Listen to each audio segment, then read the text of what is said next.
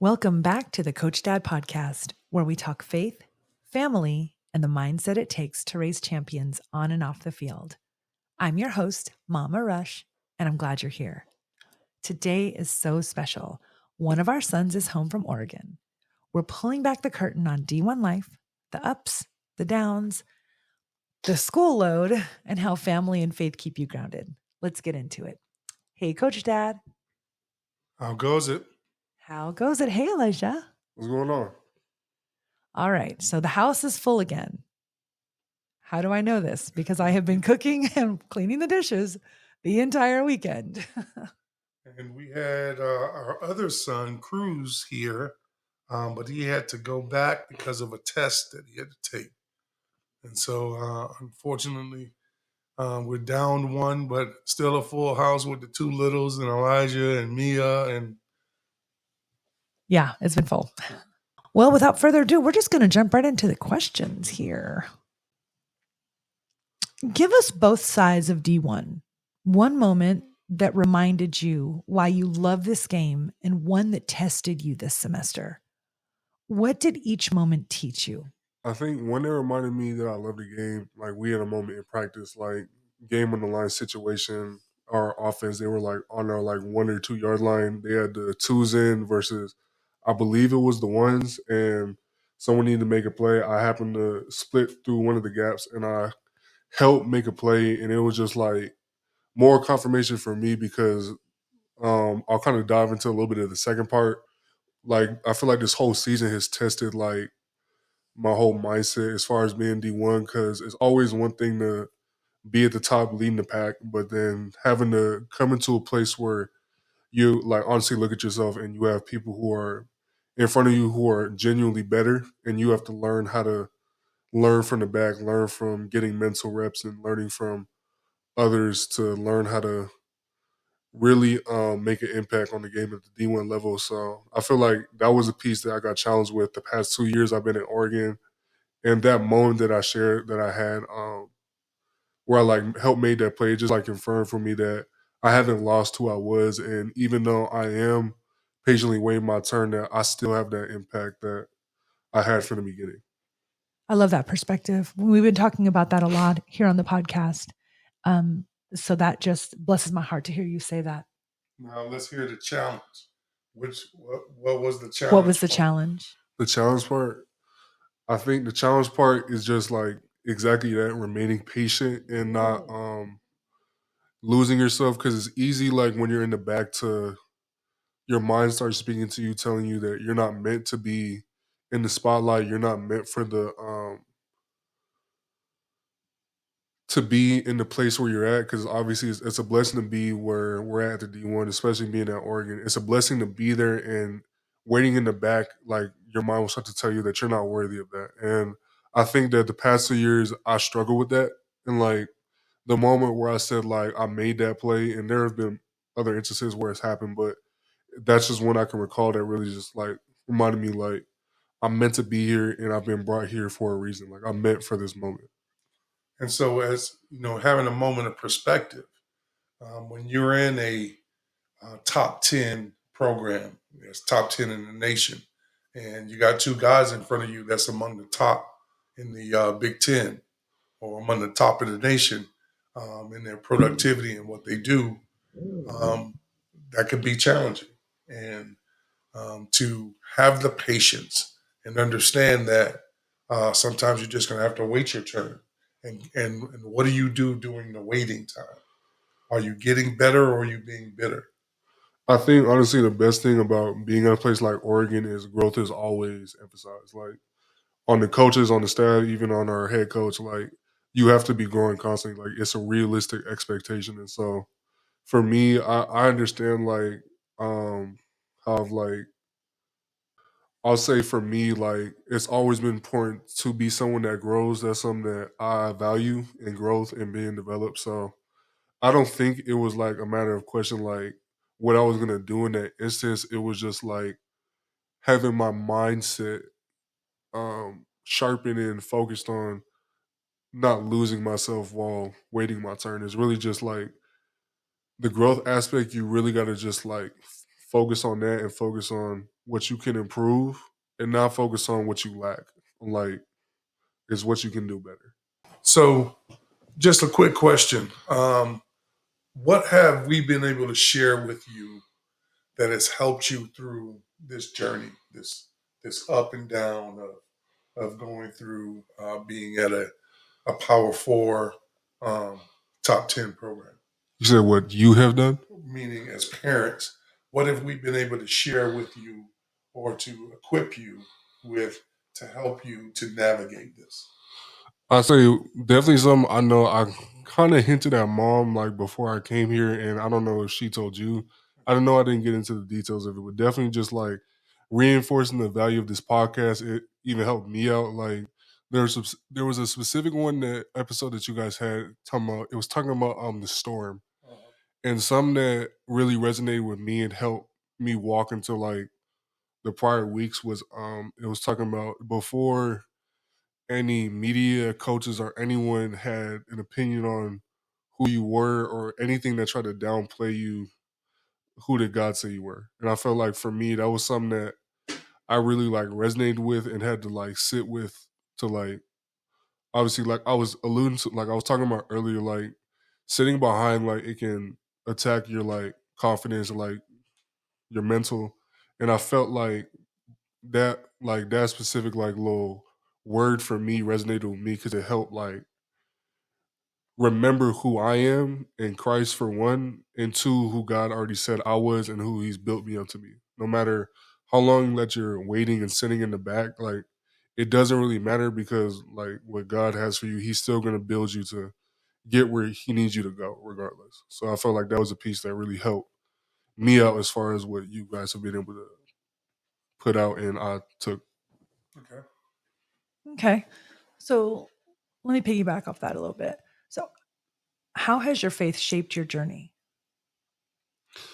Was my faith shaped my journey?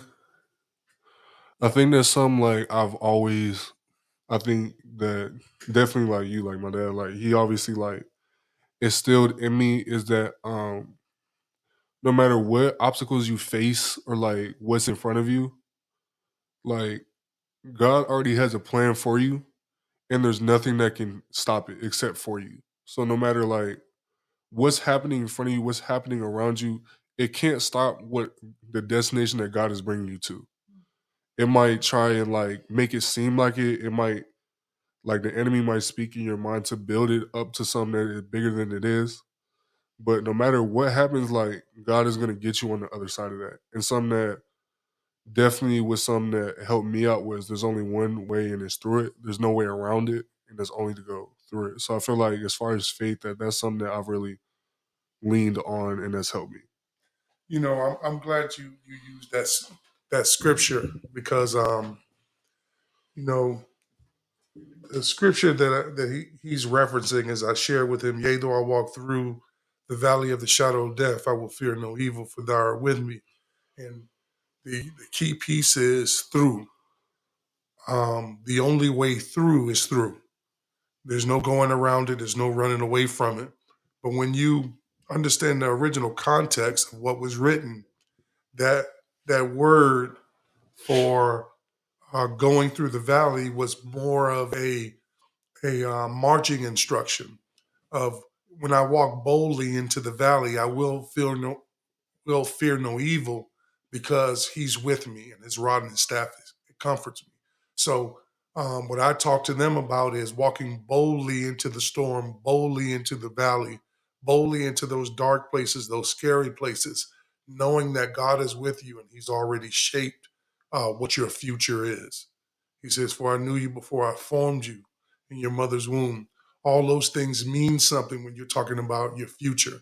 And so there will be naysayers, there will be doubters, there will be enemies that'll come your way to try to discourage you, that try to negate what you have going on. But if you remember what God said about you, if you remember that He said He's going to make sure that this ends up in your favor and not for your demise, you can walk boldly towards it and wait your turn and wait for the deliverance to be brought to you. So let me ask you this: can you walk us through a real weekday on campus, like lift, class, film, practice, study hall, all that, where does schoolwork get done? Like, when does schoolwork get done? And what's your system when traveling? Schoolwork, I say like schoolwork for me is something that I think I dedicate a fair amount of time to. Obviously, football is a very demanding sport, especially doing it at the D1 level.